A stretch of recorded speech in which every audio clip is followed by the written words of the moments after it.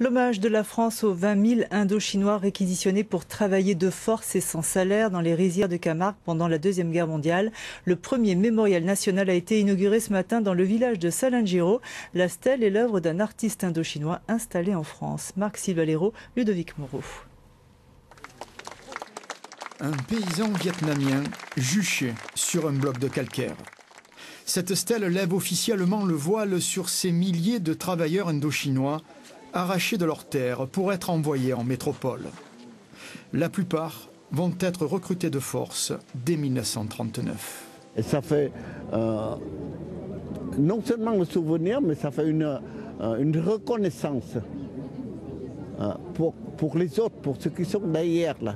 Il dit mais qu'est-ce que c'est là, où il vient, d'où il vient? Alors ça fait parler, ça fait demander, ça fait questionner les jeunes. Internés dans une dizaine de camps de la zone sud, sous contrôle d'officiers français de l'armée coloniale, ils sont utilisés dans les usines d'armement, mais aussi pour relancer la riziculture.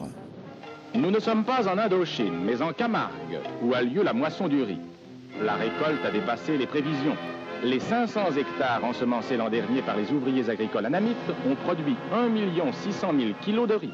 Il y a 70 ans, on était encore dans l'idée que on avait le droit, nous, la France, on avait le droit d'aller prendre des types dans les colonies, les prendre de force, les emmener en France et les faire travailler sans leur verser de salaire.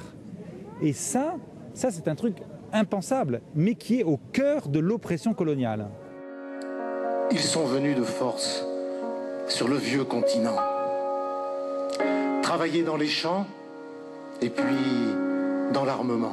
Très peu de ces travailleurs sont encore en vie. C'est pourquoi aujourd'hui, ce sont leurs enfants et leurs petits-enfants qui témoignent.